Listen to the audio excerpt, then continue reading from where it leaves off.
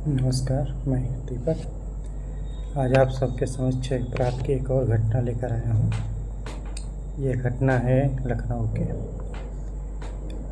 लखनऊ में Alambagh railway station के नीचे रात के करीब 12-1 बजे थे। एक परिवार सो रहा था।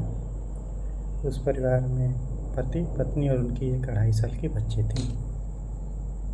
जब पति पत्नी की आँख लग गई तो किसी ने 2.5 साल की बच्ची को किडनैप कर लिया और पास ही में मेट्रो स्टेशन का जो लिफ्ट होता है उसके बगल में जाके उसने उसके साथ कुकर्म किया। कुकर्म करने के बाद उस बच्ची को बेहोशी की हालत में छोड़ के वहाँ से भाग गया। जब माँ बाप की नींद टूटी तो उन्होंने देखा तो उनकी बच्ची तो है ही नहीं। फिर वो ढूंढने लगे, आसपास के लोगों को बताया, सभी लोग ढूंढे। कुछ देर बाद लड़की उनको बेसुध हालत में मिली। वो खून से पूरी तरह से लथपथ थी और दर्द से करा रही थी। फिर उनके माँ बाप ने उस बच्ची को तुरंत KGMC अस्पताल लेकर गए, जहाँ पे डॉक्टर ने बताया कि इसकी हालत गंभीर है। उधर पुलिस को भी इसकी सूचना मिली। परिवार वालों ने पुलिस में FIR दर्ज कराई। उसके बाद पुलिस हरकत में आई। पुलिस ने लगभग 300 से ज़्यादा CCTV कैमरे को खंगाला, जिसमें उन्हें एक संदिग्ध नज़र आया जो वाइट कलर की स्कूटी में उस बच्ची को ले जा रहा था।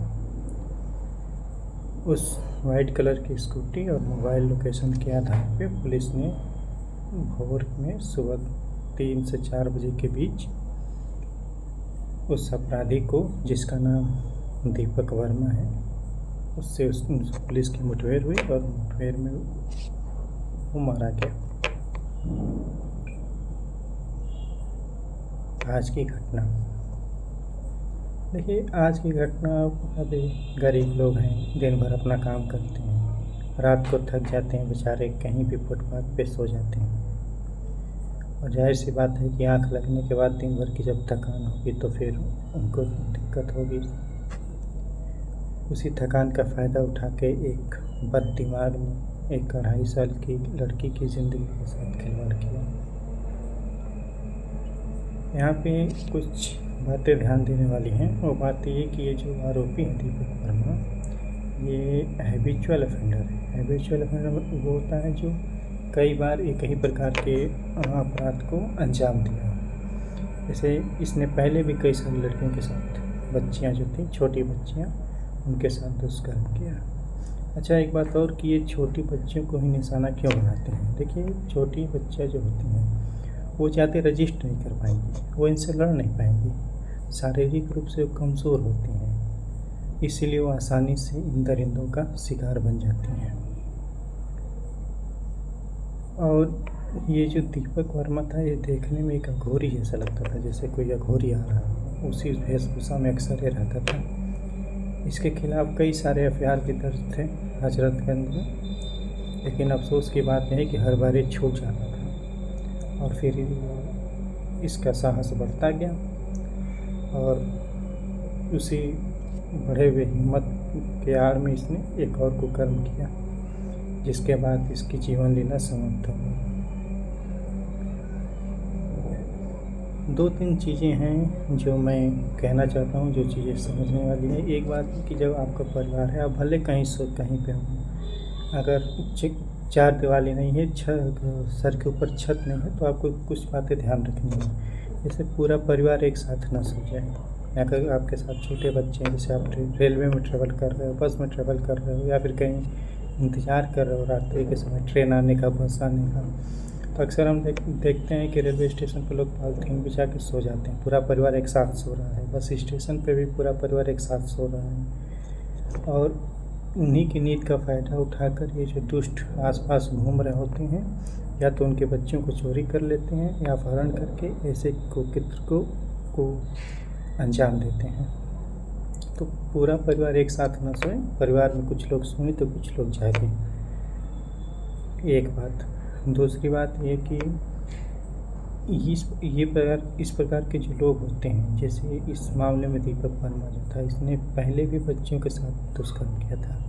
लेकिन उन बच्चों के परिवार वालों ने इसके खिलाफ कोई एक्शन नहीं लिया, जिससे इसका मन बढ़ गया। देखिए, आप कब तक समाज के 4 लोग समाज में आपकी इज्जत मान प्रतिष्ठा के पीछे भागेंगे। आप समाज का कहते हैं कि समाज है, उस समाज को नुकसान भी आप ही पहुँचा रहे हो।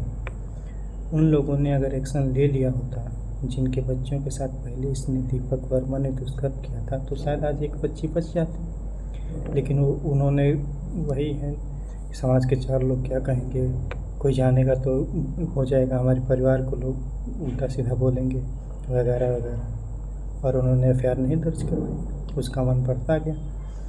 एक बात समझिए, जब गुलामों के सर झुक जाते हैं तो जो उनके ऊपर गुलामी करते हैं उनके सर उठ जाते हैं। समाज हमेशा से बेकार कि कोई क्या सोचेगा, अरे कोई जान जाएगा तो क्या हो जाएगा, रहने दो दबा के रखो, घर की बात घर में रह जाए, इस प्रकार से चलता है। और उसका नतीजा आज हमारे आपके सामने है। आप कभी लखनऊ में जाएंगे तो लखनऊ में बड़ी बड़ी होर्डिंग लगी है, मुस्कुराइए, आप लखनऊ में हैं। अब वो माँ बाप कैसे मुस्कुराएं, वो भी तो लखनऊ में रह रहे थे। लखनऊ जो प्रदेश की राजधानी है, जो सबसे सुरक्षित मानी जाती है, 24 घंटे वहाँ पुलिस का पहरा होता है। ऐसे शहर में जब आम लोग सुरक्षित नहीं है तो छोटे शहरों में क्या होता होगा, आप अंदाज़ा लगाइए। ये न्यूज़ तो बाहर आ गई, छोटे शहरों की न्यूज़ तो बाहर भी नहीं आ पाती। तो यही है कहने का मतलब, सीधा कि आप सावधान रहिए, सतर्क रहिए। रात्रि में अगर परिवार के साथ सफ़र कर रहे हैं तो सब लोग एक साथ न सोएं। और ऐसे जो हैबिचुअल दरिंदे हैं, पुलिस को चाहिए कि इनको हर हफ्ते या हर महीने पुलिस स्टेशन बुला के इनका दिनचर्या और महीने भर क्या क्या काम किए हैं, कहाँ गए, पूरा रिपोर्ट लें, ताकि ये दोबारा कोई ऐसे घटना को अंजाम न दें। और बहुत